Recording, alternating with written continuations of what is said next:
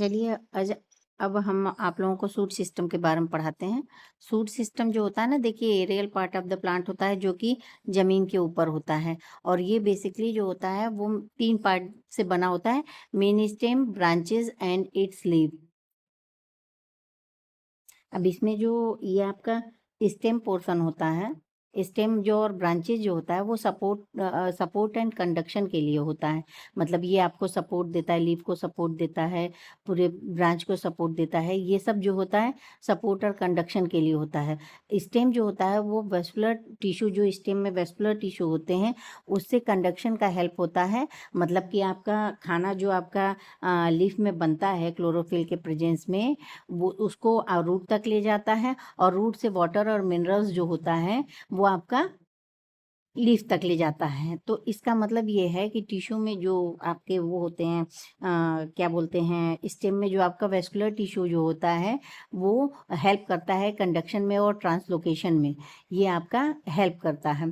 तो इसमें जो होता है food synthesized in the leaves and translocated in to the root. अब लीव्स के बारे में भी पढ़ लेते हैं। लेटरल आउटग्रोथ होता है, ये जो लीव्स होता है वो लेटरल आउटग्रोथ ही होता है स्टेम का। अब आपको इसमें ये जानना पड़ेगा कि देखिए जो आपका लीफ होता है ना, ये आपका लीफ देख रहे हैं, ये लीफ जो होता है इसके आगे पॉइंट पे जो टिप पे होता है ये पेटियोल होता है। ये थोड़ा सा फूला हुआ स्ट्रक्चर होता है जो आपका स्टेम से मतलब अटैच्ड होता है, ये आपका पेटियोल होता है। ये आपकी बीच में एक लाइन जो होती है वो मिडरीव की होती है, और मिडरीव ही आपका जो है ब्रांचेज में फैला रहता है। और इसमें 2 पार्ट होते हैं, एक पेटियोल, एक लैमिना। जो ग्रीन पोर्शन पूरी पत्ती का आप देखते हैं उसको लैमिना कहते हैं, या फिर इसको लीफ ब्लेड भी कहते हैं। ये इसी में आपका क्लोरोफिल प्रेजेंट होता है जिसमें कि आपका खाना बनता है, फूड सिंथेसाइज्ड होता है सन की प्रेजेंस में।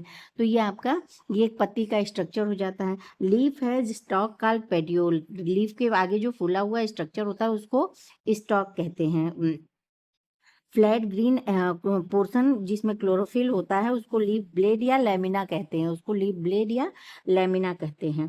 लीफ ब्लेड और लैमिना कंटेन्स क्लोरोफिल, और उसी क्लोरोफिल के प्रेजेंस में जो होता है, क्लोरोफिल जो होता है इंपॉर्टेंट पार्ट होता है फूड सिंथेसिस के लिए।